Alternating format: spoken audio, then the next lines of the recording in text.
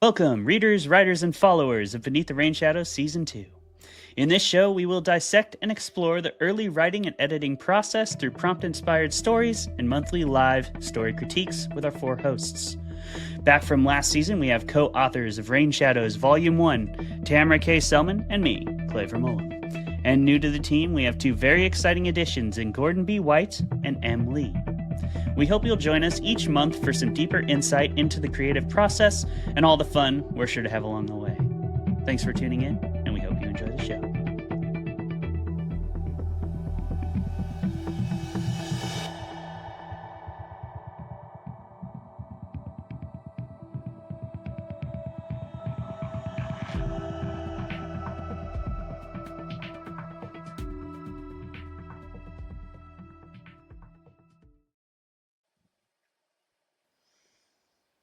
Hello, fellow writers, readers, and listeners who join us beneath the rain shadow once a month to go into the early writing and critiquing and editing process of short form horror. We're gonna dive right back into that today with our fourth episode of the second season of Beneath the Rain Shadow. I'm Clay Vermeulen, a horror author from Washington State, and I'm here with my fellow horror authors from Washington State, Gordon B. White, M. Lee, and my co-host Tamara Kaye Sellman. Thank you all so much for joining us here on episode 4, Motherlode, named after Tamara's story, which was written off the prompts independent brewery or distillery, homebrewed kombucha, and what was the horror trope? Deal with the devil. It's on my banner. You can't But miss it. yeah, can't miss that one. You Can't miss that. spoke too It, fast. You gotta let it catch up. Gotta let it catch up. It's deal with the devil is very prominent in this story, so this definitely should be forgetting that one. Just as I won't forget that the structure of this show is for me to bring us in, and then I kick it over to Tamara, and she's gonna guide us through our chatter topic to start the show off, and then we'll get into this critique. Thank you, Gordon, M, and Tamara for joining me on the show once again. Tamara, you want to guide us into some chatter Sure. about StokerCon and whatnot? Yeah, so I can't make it to StokerCon this year. I went last year for the first time. Actually, technically, I went the year before, and I did it only online, the one in San Diego. So I would just like to ask you guys who are going, what you're looking forward to, things you're anticipating, and if you're not going, experiences you've had or thoughts about StokerCon. My thoughts are that I'm just going to miss it this year, but I'll be there next year and looking forward to it. So, Clay, I know you've got a whole bunch of stuff going on at StokerCon this year, so do share, do tell. Yeah, StokerCon's going to be really fun. I'm going with the Fermented Fiction crew, so me, Jeremy, Travis, and we're also partnering up with Jeff C. Carter from We Bleed Orange and Black. We rented out a little conference room in the same hotel, and so we're trying to do our own little impromptu version of kind of a radio row. We're going to be grabbing people for interviews. We're going to be having some discussions. We're going to be doing some interviewer on the street questions. We've got a hat, and we're going to fill it with a bunch of funny questions that people will just pull out of the hat and answer for us. And then I know Travis has some questions that he wants to ask, some more specific, funny ones. And then I know a couple of the interviews we have locked down, but Rachel Harrison is one of the exciting ones. She's the guest of honor. She's going to Nice. come interview with us on set there. And then, I mean, I think you'll be there, won't you, Gordon? No, I can't make You're it not work going this this year time with either? we. No, Mm, okay. Am I the only one going on the no. show? Yeah. Okay, right on. Oh, But that's cool. So it'll be represent. yeah, I'm Yep. representing the PNW out there. That's right. So Pittsburgh's a long ways away. It makes sense, and it's going to be there 2 years in a row. So if you're ever going to skip a StokerCon, this is probably one of the most skippable of the lot. Because you'll be right back in the same city next year, and usually it moves around a little bit more. It was also Um, there 2 years ago, so I went to Yeah. that one. I was like, well, I've seen Pittsburgh enough. That's okay. One time was enough Pittsburgh for you, Gordon. Yeah, I Okay. actually, that's all you need.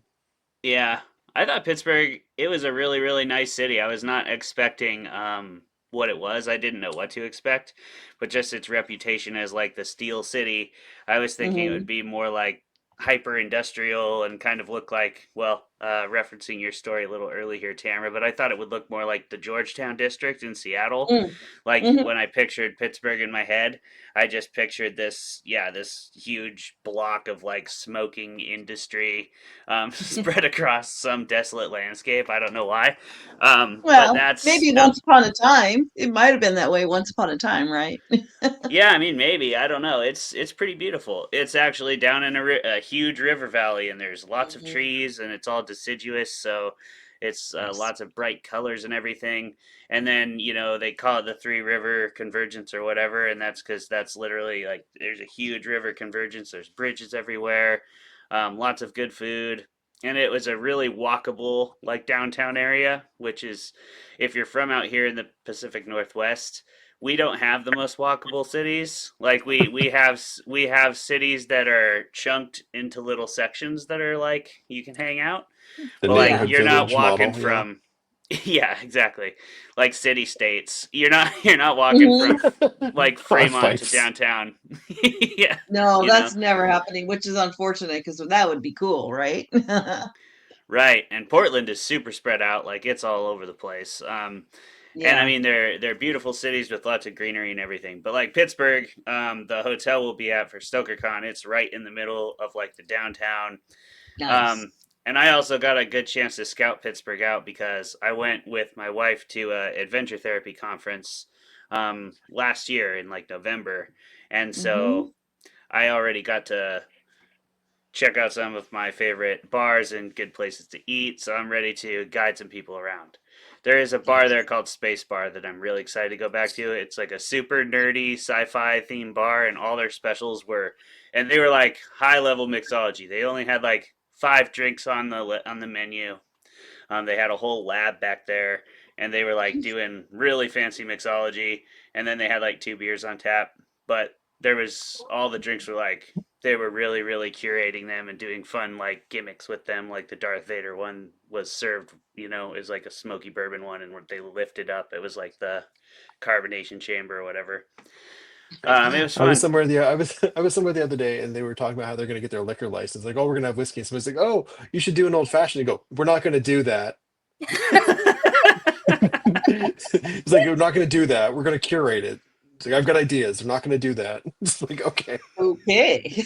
You're Well not then. gonna have an old fashioned. Right, no, we're not gonna do that. No old fashions. This is new fashioned. Damn it. Yeah. I mean, I'm sure they'll still have everything on hand to make an old fashioned, and They No, won't give it to you they're though. not gonna no, do that. we're Listen. not gonna No. have oranges. Okay, get over it. No. Well, so it sounds like you're gonna have a lot of fun at Stoker. I mean, I liked it at Pittsburgh. I mean, I think though that there's so many conventions and so many like people like cool places to go and see that, Hmm. had I but, time off enough, I would do it. Yeah. Um, you got to sort of make that decision as like what you can, I guess sort of to like the investment of things. Like you've got things to do, interviews, you've got projects and stuff. Hmm. This is definitely an off year for me, and I have to like sort Hmm. of balance that out and go, you know, is now the time I want to go? Like I don't have a book coming out. I don't have like anything like on any of the ballots or recommended lists. So Yeah. if I'm gonna like take it off, probably this year. Also, too, I will be honest, my attention span is not conducive to sitting in panels. So whenever I go to these things, I always end up just seeing friends and getting drinks or going out to food anyway. And then I would just Hmm. stay. I realized I could just stay here and do that. So also too, most of the people I would have seen were at Crypticon this year, so that got most of my stuff out of my system. Actually, yeah, Crypticon there were lots of people there that we saw. So, but there's Yeah. the cool people that hang out at StokerCon too, like Jeff C. Carter and oh gosh, and of course like Johnny Compton, Johnny Compton, yeah. A lot of these there's just so many things. people. Paul Tremblay's there and Stephen Graham Well, Jones that's the and thing is like they sort of like break into either like who is big enough that they get paid to travel, Stephen Graham yeah, Jones, or who is on the coast that it's on. And so, yeah, you'll see, that's people like John Langan or you'll see Hmm. uh Paul Tremblay because they're all, mhm. Northeasterners and they'll come down for that. First, they're not going to come out here, but over here, Philip Fracassi's at everything. You can't, Yep. you can't throw a convention T-shirt without hitting that guy. Yeah. Yeah. He makes the rounds. I For will say sure. though, my favorite convention was the StokerCon in, was it LA? Whatever it was a year ago, San 2 years Diego. ago. San San Diego. Diego, yes, because the hotel there is all spread out, so everything was like all the conference rooms are like on the same level. It's just like a big open area because there's so much land there. They don't have to like jam it all up into a hotel building. So there's never a wait for an elevator, never Yep. once. Yeah. And if you go to like Crypticon or something where like there's 2 elevators out of 4 that work, and or there was one year where StokerCon was, I want to say not Pittsburgh, maybe it was the one in Denver or something. I was But it at was I just was at the one in Denver, and you couldn't get on an elevator to save your no, life. And then if you could, exactly. it only fit like 4 or 5 people, and it was very scary. You had to choose like what floor you wanted to go to start your day, and then Yes. maybe you could like go down the stairs to see other panels on the way Yeah. down, Yeah. or just call it a Work day. your way down so you don't have to Yeah. climb stairs all day. Yeah. Yeah. Timing it with the traffic. Yeah. That was Yeah, a there bit was of some a scary serious wasn't it Peter Roche was telling the story about the old lady on the elevator at StokerCon in Stamford, Clay? Yep. Yep. And yeah, we're pretty sure that was a ghost. hotel. Pretty Was it? sure. If Yeah, that anyone was was such a going to good- run into a ghost in a Connecticut hotel, it would definitely be Peter Roche. He just seems like that kind of guy who would attract that sort of fuckery He's a from ghost magnet. from the other realms. Yeah, for sure. Well, I don't know. Just based on that story alone, I bought his book. No, I mean, I did buy his book, but he is a good storyteller, and that was just so fun to hear him tell that story. And there were other things at that hotel last year, like the black goo coming out of the ceiling and dripping down on the floor on the main floor. Ooh. Sure. And we were just kind of making the joke, well, if the hotel was going to not have that fixed in time for a horror convention, they could have at least stained it red, you know. They should have just leaned into it more. They were Yeah, already. lean into it. Right. We would have made something out of it. And then there was the lamp room where there was a room full of nothing but lamps. Yep. And that was random and weird and like, I don't know, poltergeisty possibly. hmm I feel like But they it do was that. fun. They pick some really fun locations, just like the one in Denver where it was right next to Estes Park where the Shining Hotel was, and they did some Yeah. they did some events over there. But I remember that hotel being really weird, like it was kind of horror themed, or at least one floor was in Denver, which was really cool. Yeah. Yeah, it was like media themed. Each floor was a different thing. Yeah, it was neat. Yeah. And then last year we had a Friday the 13th during our stay there, and we went to a Pioneer Cemetery at midnight that night it was you and me, and was it Jeff Carter and Jeff Alyssa, and Alessi, Alyssa. and Mhm. a couple other people. Yeah, that was Did you see fun. anything spooky?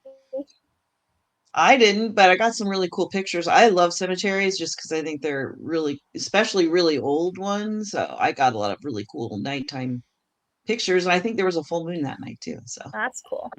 perfect. It is cool just to be in those cemeteries that are that old. We don't have anything that old out here in terms of like Western civilization, anyway. So or European civilization, I should say, in terms of graveyards and buildings and stuff. So it's cool to see those graves that are like from the 1600s, which is pretty crazy, Yeah. or the Yeah. 1700s rather. But yeah, it Yeah. was there were some super old headstones that were just like completely weathered away and stuff. And it's Mhm. always strange to think that you're walking on like the same ground that people have walked since then with like a timestamp right on it, because like you're doing that Mhm. anywhere you walk, but Mhm. you don't have a timestamp on it everywhere you walk. So especially out here where a lot of the history of people in the Pacific Northwest is largely spoken and not written and not stamped on the ground as much, from like the indigenous cultures just didn't do it that way. So it's For real. interesting. Yeah. Cool. Well, I think we are. I hope you have a great time, Clay, at StokerCon, and Yeah. you'll have to come back and report to us for sure. But I'm looking forward to what you guys are doing. Knowing a little bit about what you guys are doing with Radio Row with Jeff C. Carter. I think that's going to be super cool, and I hope it's an experiment that really works out and becomes something that you do in the future. I think it'll be a nice addition to the whole spirit of the convention. So Yeah, I hope so. We'll see how it goes. I'll keep you posted. It'll be Yeah. on the channel. Yeah, for um, sure. but yeah, in the meantime, I think we should probably get into critiquing Motherlode. Since we're all here, we've all read it, and we all have our critiques, surely. So, Em, do you want to go first? I feel like you got the least time to talk about StokerCon, so maybe you could start talking about Motherlode Sure. for us. And And yeah, she sent me her notes first because she is on top of it. I haven't sent you my notes at all, so I know. that's Right. great. Can you guys hear me okay? I feel like the internet is cutting out a little bit and my son might be doing something that he's not supposed to be. So I'm I hoping hear you you mean right like now. Roblox or something. no, it's like Roblox. It's like downloading something very big. So Oh, let me sure. know. Okay. Let me know if you can. Is someone going to time me? I can time you. All right. Awesome. All right, Tam, are you ready? I sure am. Thank you. Okay. Go for it. Okay. So I love this trope. I love any kind of deal with the devil, any kind of god and devil story. So I was so excited to read it. And as with the title, I really enjoy the mother theme that you kind of weave throughout the story. I thought that was really clever. I also enjoyed the tarot card theme that you weaved in and out as kind of, of Jose seeking guidance from a psychic. I think that made him kind of endearing and kind of an interesting character. And then it tied everything together, which I thought was really, really cool. I also loved the PNW setting in the summer, and anybody who lives here understands that when the fires hit, it is insufferable and it's horrible, and especially if you don't have air conditioning. So I think that kind of really brought me as a reader into the story, almost kind of thinking like it's, hell on earth as well. I like the different sections between Jose and Astaroth. Am I saying that right? Astaroth? I hope so. And I liked seeing the story from those two opposing ends, the two perspectives that made it really interesting throughout.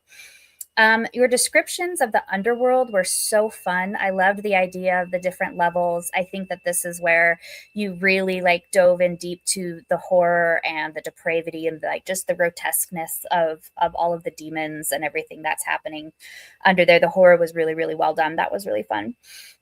I identified and I was empathetic with the character of Jose. He has been through some shit with his mom and his finances and his dreams kind of being on the line. So I did feel a lot of stuff at stake for him. And it looks like you did a bunch of research on kombucha as well, like the kombucha making process, where I know a very tiny bit. So it was kind of interesting to see it on the grand scale of making mass quantities. And you hit all of the prompt markers, which was perfect, really good. Some of the suggestions, I was a little confused about kind of the overworld, our world, because you kind of mentioned that there was genocide and cannibalism. So I was almost kind of wondering if that was just kind of the normal, the now new normal kind of aspects of the world, or if we were in some kind of apocalyptic setting. And if that was the case, why do we care about brewing kombucha if there's cannibals on the loose? But so let's see. And we also know what is at stake for Jose, but I kind of wanted you to delve a little bit deeper into his desperation to kind of build up the stakes for him. Maybe through a little bit more of inner monologue. Does he really need the devil's help? How desperate is he? And the same thing with Astaroth, his, I guess, descension process. And I was just really curious as to why. I kind of wanted to know more of his backstory, because I think that demons are super interesting, and I just kind of wanted to know about him, and perhaps maybe raising the stakes for him a little bit, kind of more tension and conflict going on in his life of why this deal is so important. Is it just for him moving down or up the chain, or is there something else going on? I felt like maybe if he had a little bit more backstory, that could increase the tension a little bit. Also, I thought it was interesting when the demon turned into a hot girl. I almost kind of wanted you to play with that and screw with Jose a little bit more, maybe literally or figuratively. But I thought I thought that's something that possibly you could maybe add in or do if you wanted to. So yeah, I just think that maybe the push and pull and the exploration between Jose and Astaroth could be explored a little bit more. 1 minute warning. Okay. Let's see. I'm trying to get to like the points I wanted to. Yeah, so I think that's probably the biggest ones. Yeah, I think I just wanted a little bit more back and forth, kind of to really explore kind of the deep, reliance that the two might have had to have with each other in order to, go into such a deal together. And I loved the end. I especially loved how the tarot tied it all together. It was a fun story. Good job.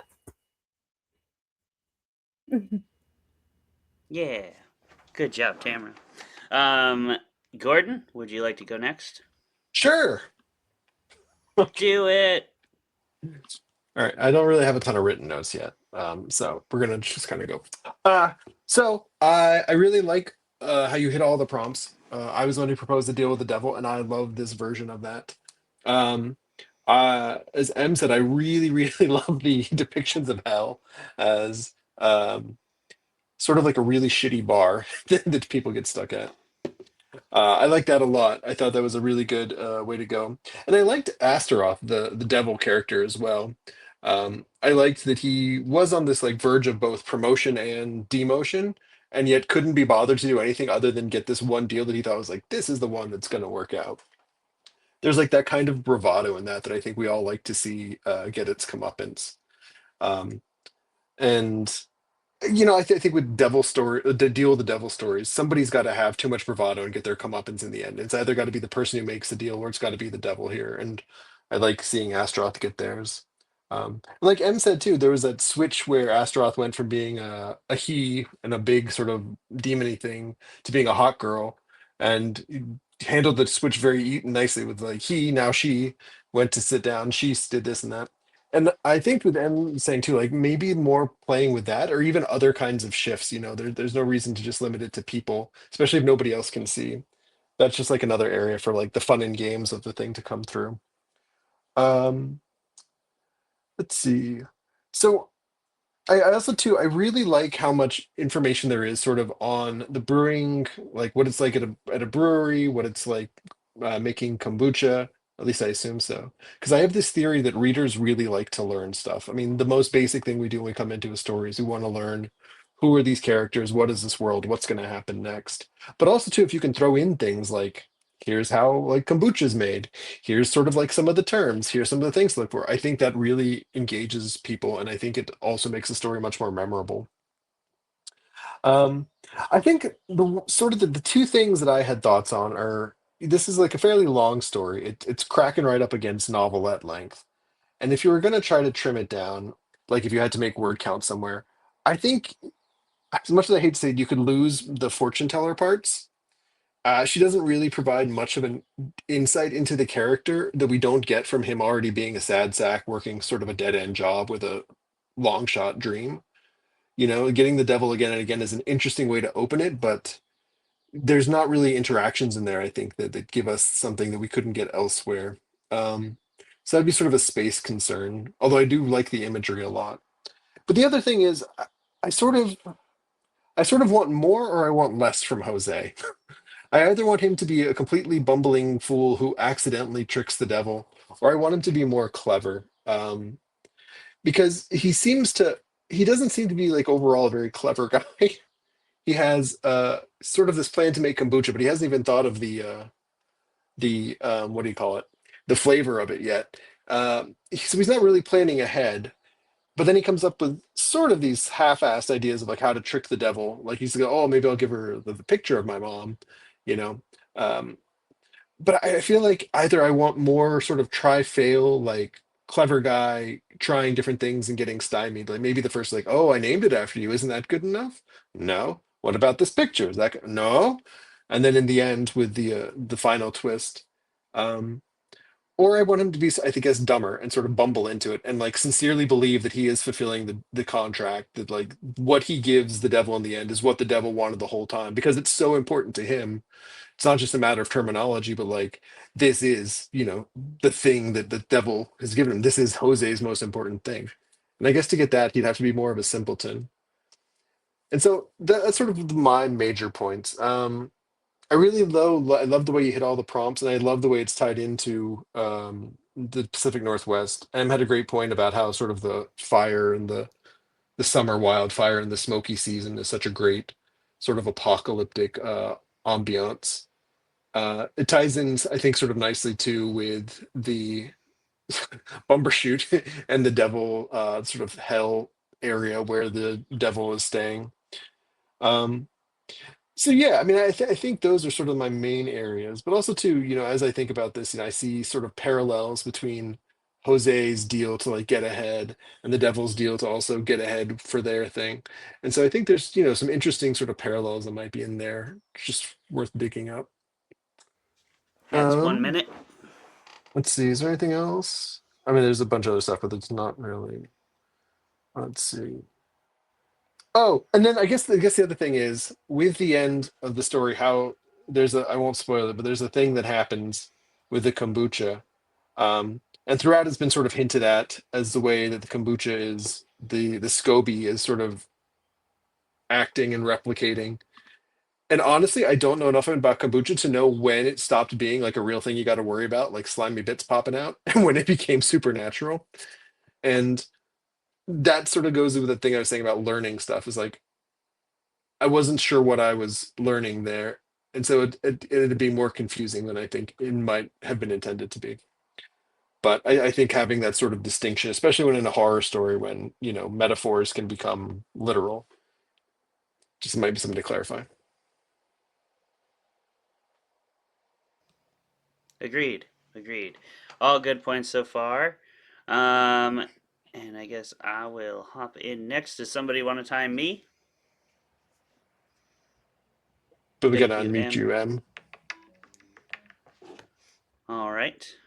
I will start whenever you give me the starting gun. All right, go for it. Kapow. Okay. So I agree with everything that's been said so far. This is a really fun take on the deal with the devil story. I think this is definitely a story, and this is going to sound like a backhanded compliment, but I promise that it's not. You're letting the tropes do a lot of the heavy lifting for you in this story, and I don't think that's a bad thing.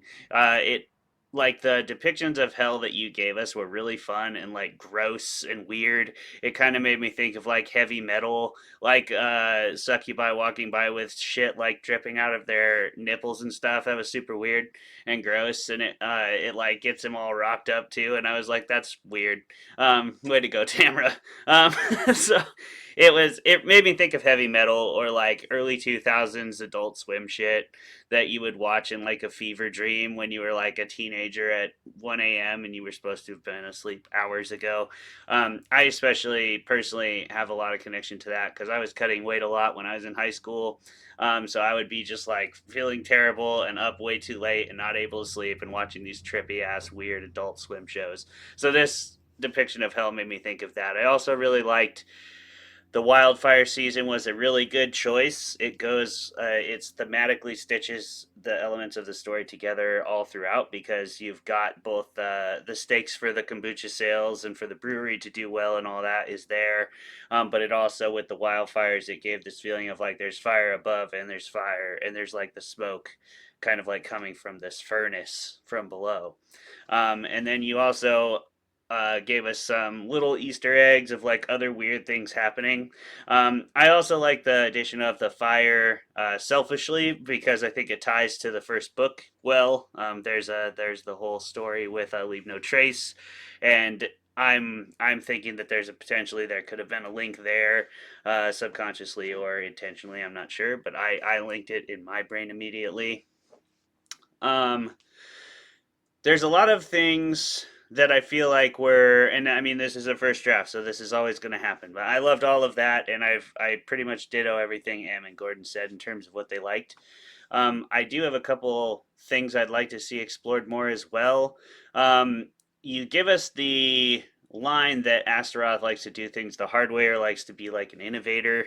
And I don't know if I should believe that Astaroth is just believes his own legend and that he's just like a douchey salesman who thinks he's better than he is, or if he actually is a really good demon salesman who really is an innovator and really is changing the game. I want to see some like elements of that, and it's one of those cases where I feel like you have the story seeds are already there. So I had like this idea, you can take it or leave it. But when this, because the other thing I wanted to see more of was like with the weird little SCOBY jellies coming out of their jars and squirming around, and like uh, we get a little bit of something happening with that with the mother at the very end, but I would want to see more from that. Like I would want to see Jose being more interested in it. It felt like it was just something he tried to contain. He never tried to experiment with it. He didn't try to like take one home and put it in another jar, or like see if he could make it a pet. Like, you know, he didn't do anything like weird with it. And I think you're like already got this bizarro kind of story going on, this bizarro light story. So like you could definitely lean into that a lot more.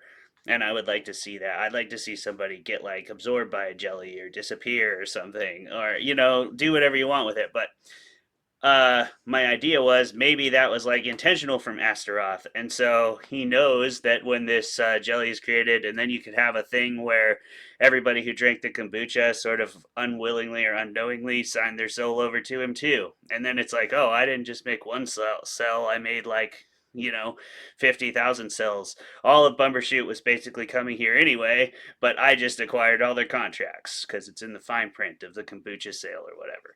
You know, you do, and you could do a cool commentary on monopolization and capitalism and whatever you want to do. So that was one idea. I also agreed with Gordon on the fortune teller. I really liked her as a motif, but I wanted to see her play a more active role. And I had a fun idea too. Maybe like she's Astaroth the whole time. And that could be an interesting way to play with it too. Like she's actually playing a long game here, and Astaroth can take many forms, so that could make sense. Of course, then you would lose sort of your happy ending at the end, so I don't know if you'd want to do that. But or you know, and Astaroth could also give him that, you know, if he served his purpose and whatever.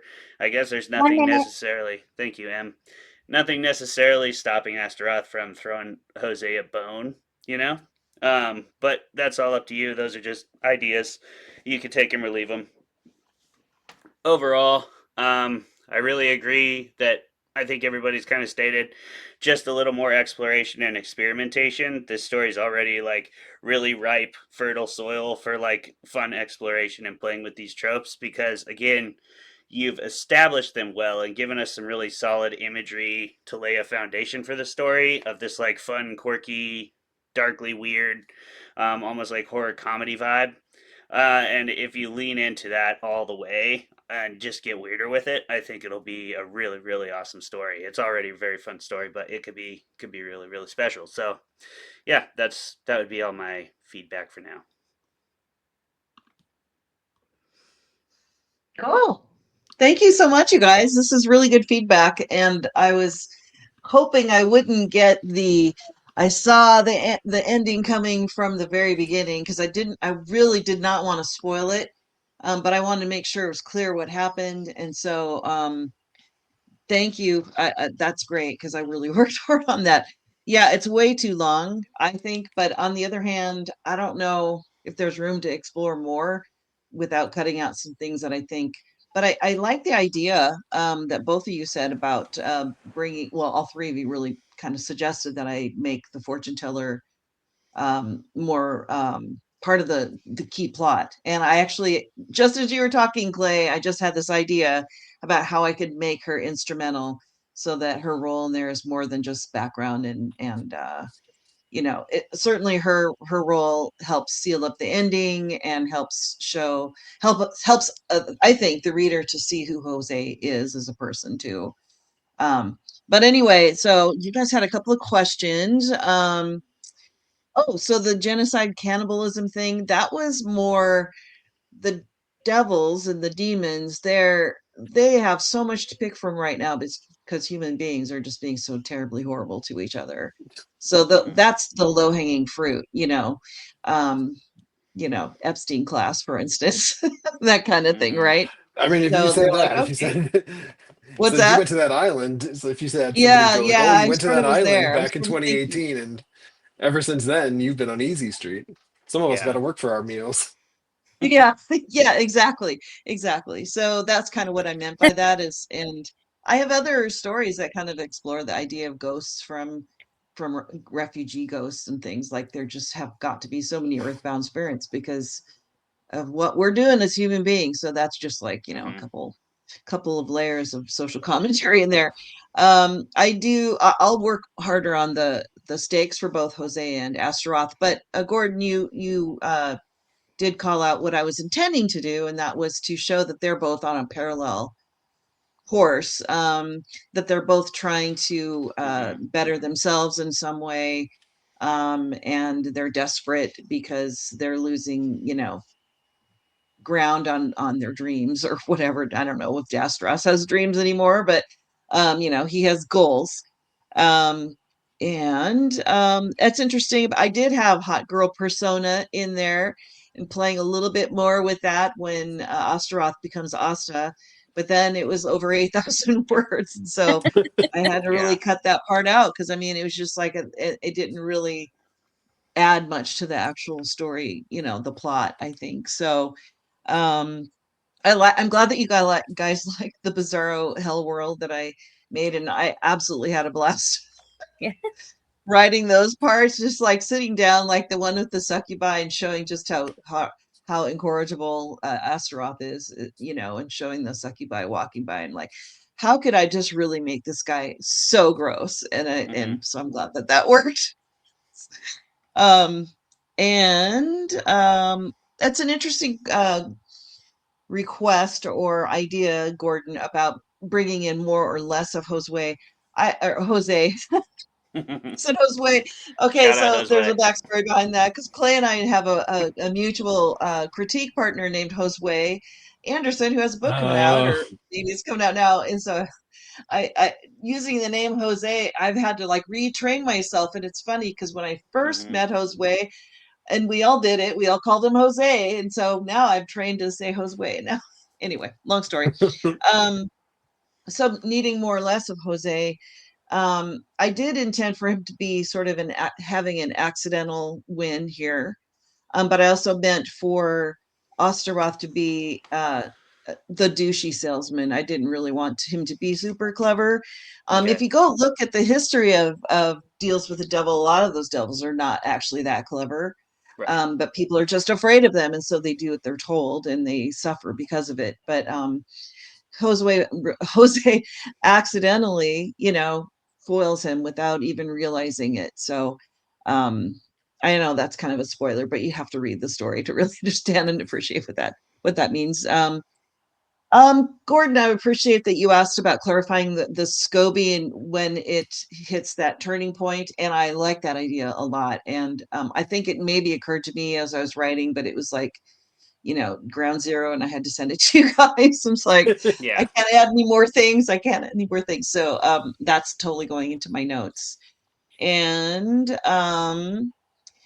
I think that's probably it. I look forward to hearing all the rest of your notes. But yeah, any other suggestions aside from taking Sylvie out of the thing? Because I do want to keep her in there because she does have more. I think I can make her work. Any other ideas for cutting back? Because I don't necessarily want to cut back on the kombucha making and the idea of what happens behind the scenes at a distillery brewery situation. But I'm like you, Gordon. That's kind of like the reading I like, is where you're taken somewhere and you learn something new. And it's not, I don't want to read a book about home brewing or about, microbrewing, but I want to read a story that's set in there that kind of shows me a little bit more about that. So, I yeah, mean, I'll have to work on that.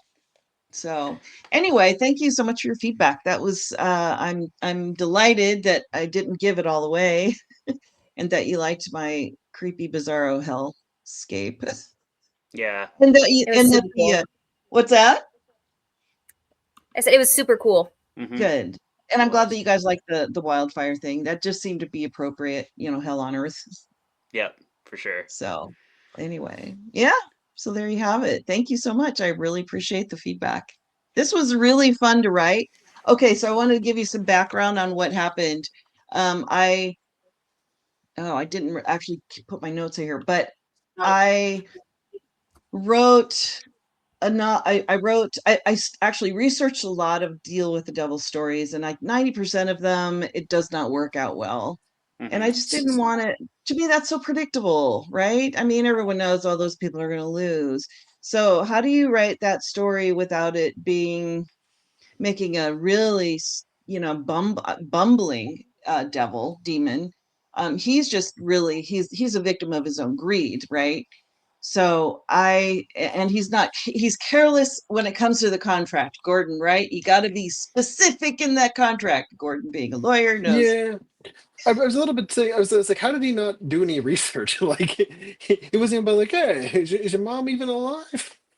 Yeah, he didn't He's just kind really, of like, but oh, he this was just, sounds good. I'll take it. You got Yeah. a pickle, yeah, the lady. yeah, I'll buy that. yeah, yeah. So, but greed will make you do dumb things. So, and desperation, and I do need to amp that up. So, Maybe but if he anyway, had so like a message on his phone that he kept listening to, and the guy's like, "What are you doing?" Listening to his voicemail from my mom. He's like, "Oh, that's good. Your mom's got to be here then," as opposed to you're just a yeah, sad guy who hasn't deleted his voicemail in however many yeah, years.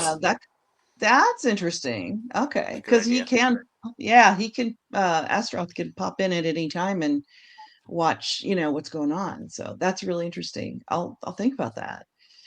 So I did kind of a short outline and then broke it out again. I think I actually went and found, oh gosh, I can't remember now, but I found a story that has a deal with the devil kind of, or be careful what you wish for sort of theme. And I kind of mapped out the structure of that. And then I made the structure and then I filled it in for myself. And then I went to Crypticon. And then I was just so busy after Crypticon that I didn't really get back to it until for another almost 2 weeks. And then those 2 weeks later, I'm like, oh, I gotta write the story because it's due on Wednesday. So I wrote about 750 words on the Monday before it was due. And then I wrote the next almost 8,000 words the next day Wow. in like 7 hours. But I had it already kind of, mapped out. So I just had to do it. And so there was a flow state, and I wrote and I knew who was going to do what point of view. So then I kind of wrote the one point of view, and then I wrote the other, and then I kind of made sure that they were intertwined and made sense, that so I wasn't repeating things. Because that's the trick, right? With this like polyphony is that having, information release has to come from the right person at the right time. And it's just so tricky. So I spent a lot of time, I think probably 3 hours making sure of that and then doing the deep, as much deep cleaning as I could because it was like 8,800 words. And Yeah. then I cut back to whatever it is now, like 1,000 words or something. But yeah, and in doing that, I actually added a few things too. But then of course I subtracted things. So it was definitely one of those, pressure situations. But I'm a journalist by trade. I mean, I'm retired, but working on deadline is just like makes you get it done. And Yep. here I am again, waiting at the last minute. But it was fun. I was thinking about the story quite a bit, and I did have to learn a bit about kombucha making and about that little SCOBY, which was really fascinating. And now I'm drinking more kombucha as a result. So I do like how Ass's only critique on the kombucha the whole time is this tastes like ass. only, yeah, of course, for Asta. Yeah. Of course. Well, I mean, it has certain ingredients in it that would probably make, if you go back and in the story, there's very specific kinds of herbs and flavorings used, and they sort of suggest that. So, of course, Hmm. it's going to taste like ass to him. It literally is. Too wholesome. Too wholesome. Yeah. That's great. So Nice. there you have it. Thank you so much. Another one for the books. Yeah. Yay. I feel like, man, everything is there in that story, and I just want to see so much more of like the setting and the process, and like live fully in the world. While you were talking, I had another idea, so I'm just gonna throw it out there for you, and you can take it or leave it. But like, because I feel like we all wanted to see more tension for Jose too. Now you got me wanting to Mhm. say Jose. I know. Jose. Hi, Jose. Uh, like I had just like while you're talking had an image of him like living at the brewery, like sleeping in there at night, and you like he washes all the machines every night, so that could be like how he showers too, and then he just like has all his belongings in his car, but he just lives in there, and that's like because that would take a whole setting out of there, and then he could be hiding the kombucha from his boss the whole time, like because his boss doesn't actually go to the Yeah. cooler. Mhm. And maybe he pays the brewmaster or something to look the other way or whatever. You know, all these I just ideas, but I'd love to like if you get as much desperation and stakes you can infuse. I think that would like bring the story right to where it needs to be, and then that would also just lean so hard into that quirky weirdness too. If he's like Yeah. showering with like like showering with like the hose he uses to wash down the distillery, you know. In That the would be my distilling favorite vat. course Right. for a Cellarman. That's actually not a bad idea because I did at one point have some other stakes that had more to do with him and competing with other brewers in the area trying to do this thing, and that just ended up being huge. I mean, I may as well Hmm. just write a novel at that point Hmm. because there's all these other characters. But the idea, and it's here you are, Clay, being a film person. We need to get rid of a location. There you Yeah. go.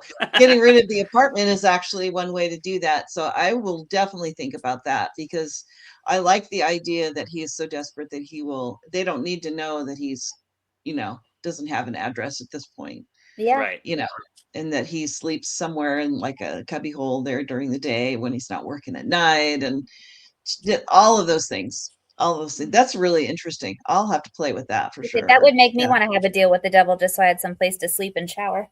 Totally. Yeah, seriously, right? Right. So, cool. That's a great idea. Thank you.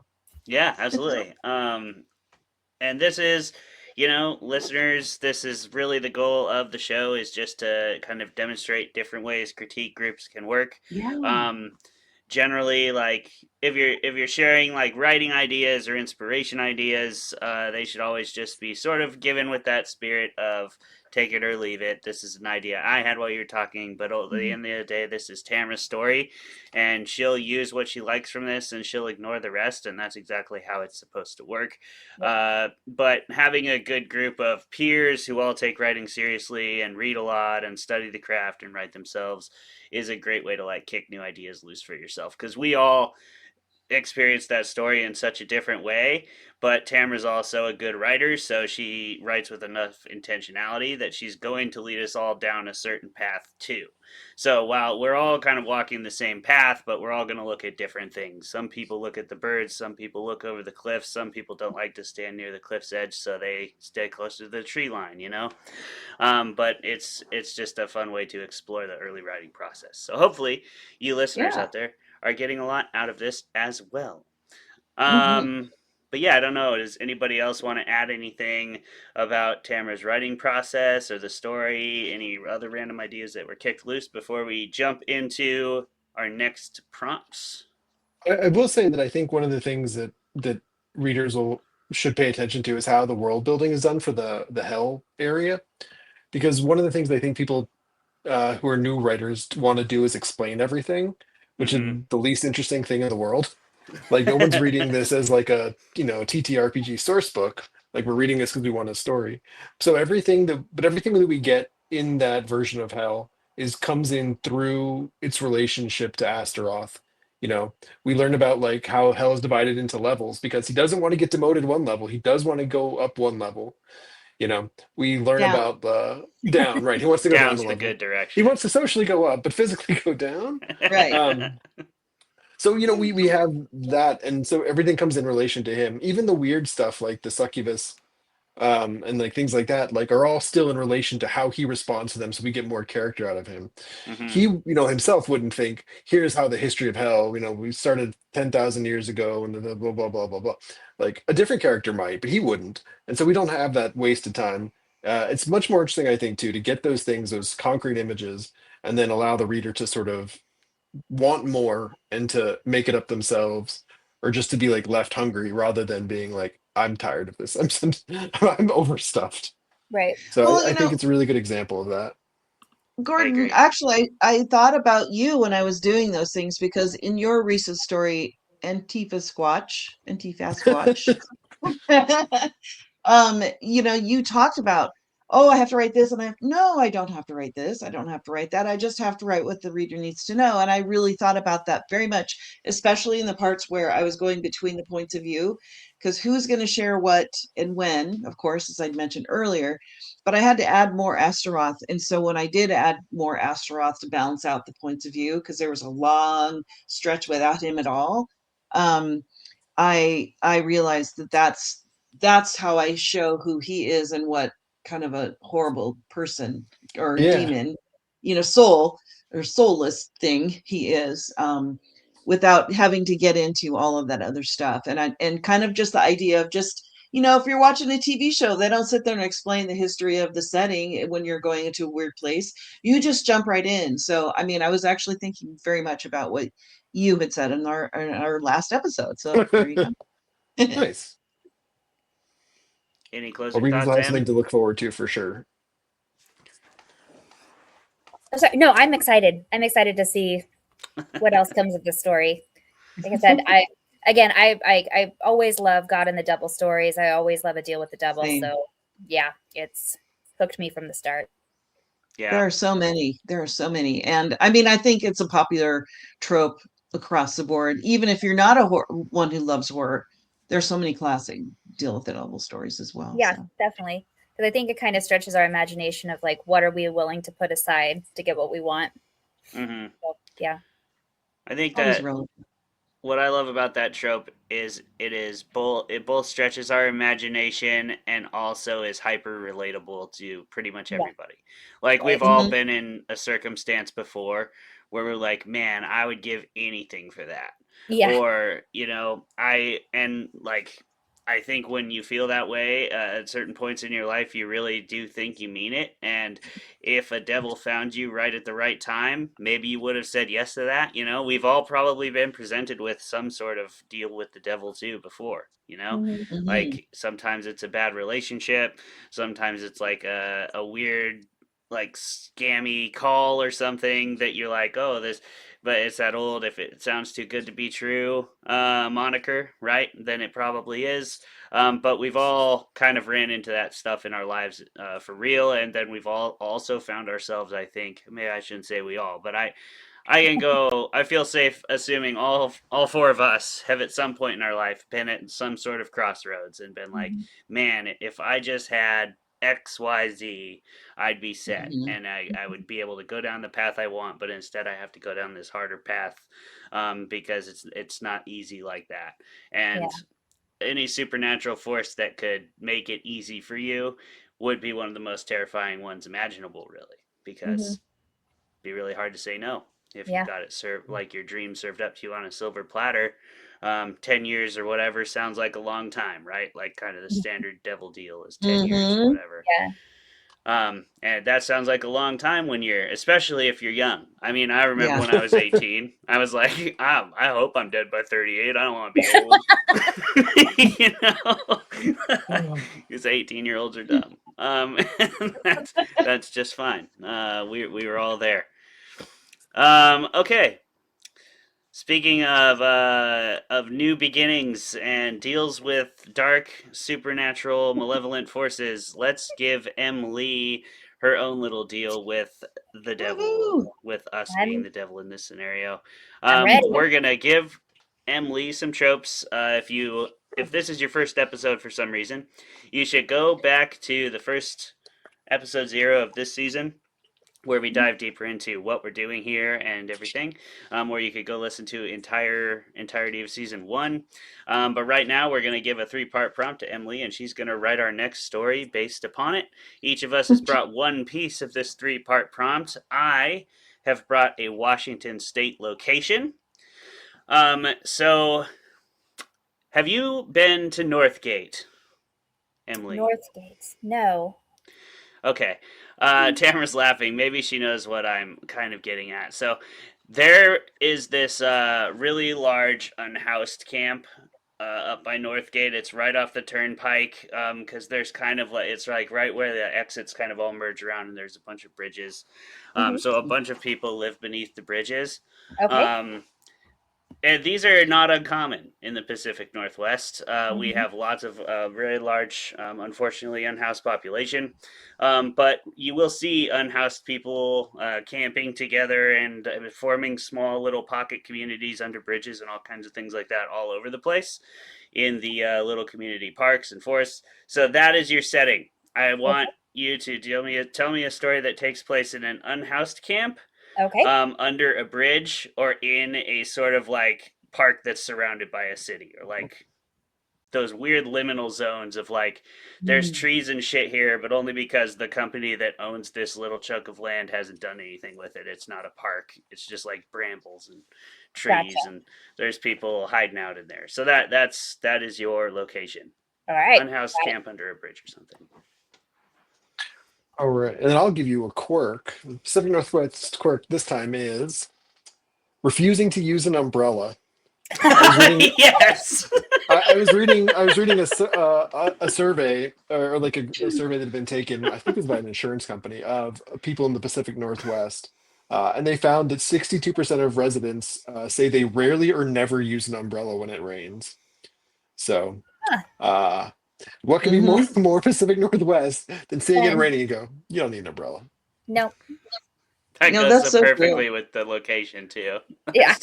When we moved here, somebody gave us an umbrella, and I was like, "No, you throw that shit in the trash. You don't let somebody see you with that." Yeah, That's so it's funny, true. Gordon. My friend saw when I moved here, I brought an umbrella because I was like, it's going to rain all the time, and I'm from Montana, so I will bring an umbrella and I will be prepared. I've seen New York City in the movies. Everybody uses umbrellas to avoid the rain. I'll be smart. And my friend like was walking around Seattle with me like the first time, and it was raining, and I had my umbrella, and she was like, "You're not using that thing," because she's a Washington local. Yeah. The only time I see He was people like- use them here is when it's sunny, and they're like using it to keep the sun off. I see Yeah, that. parasol. Yes. Parasol. Yeah. We use parasols, not umbrellas here. Yeah, I we're guess trying you to could have keep a the parasol sun if you off of wanted. our gothic skin. Yeah. Exactly. Oh, no sun. Yeah. That's awesome. This is coming together beautifully. Tamara, what's your horror Oh trope? my gosh. Okay, I'm gonna throw something at you. And I laughed because I'm like, oh no, I shouldn't have brought this trope because now I feel really sorry for those unhoused people. Because my trope is kaiju. Oh, So nice. like Godzilla or some kind of massive, Yeah, Rodan. That's one. sure. Yeah, some kind of giant, population squatching monster with giant feet, eating tall buildings and all. All right. Flame throwing. So I don't know. I don't want anybody to hurt or die at the hands of a kaiju, but there you have it. You get to write the story, so. Yeah. I don't know if you can have a kaiju without just lots of people dying. That's pretty It much. can happen off screen. Yeah, Yeah. exactly. That's the whole point of a kaiju, right? They could all be living. They could all be living in a footprint. Yeah, that's true. Or there could be They'll an take care of unhoused everybody's kaiju. prompt right there. No Yeah. umbrellas, just living in a footprint. Yeah, and maybe the unhoused people survive because they're living in the footprint, and all the other people are Wait, getting we got to stepped stop on. writing her story for her. Yeah. Or no. Em's got this. Em's got this. She's gonna go. It's an interesting- I could never do. Anybody who has like stereotypes against like horror writers, and we're just kind of like, oh, let's do this terrible thing, but I hope nobody dies. I just want the bad guys to die. That's all. Yeah. I love horror people, because they're like the only people in the world where be like talking about something and something just super grisly or horrible come up and everybody in the room will just be like, oh yeah, yeah, Yeah. absolutely. Like when you ask somebody what their book's about and they're like, oh, it's about like a mother who has to sacrifice her own sister so that her daughter won't die, and we're all like, nice, Nice. that's a great idea. Ooh, I can't wait to read it. Yeah, Yeah. where do I sign up? I want to Yeah, get into that totally. story. I want that to be a part of my life. But yeah, just as we love all horror people, we love you guys all out there. Yep. Thank you for tuning into Beneath the Rain Shadow. Please do follow us on Substack and Instagram, and go check out our website. You can still pick up book one, Beneath of Rain Shadows, which is our first season of this exact kind of format, except it was just Tamara and I writing it. But it's out there in the world, and there's 12 stories in there. They're all really awesome. And these are shaping up to be just as awesome. I'm really, really excited about this next chapter. So, I Tamara, agree. do you have any closing thoughts before we close out the show today? No, just everyone who's listening who's going to StokerCon, have a great time, and I'll catch you next year. But try to stay spooky and enjoy your time with the Halloween people. Yeah. Hell yeah.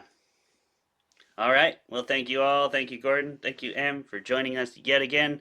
Em, I look forward to your Bye. kaiju unhoused population no umbrella story. Yes. It's going to be awesome. And we'll see y'all last Wednesday of the end of this month, just like we do every month. Thanks for tuning in. Do like, comment, and subscribe. Goodbye. Adios.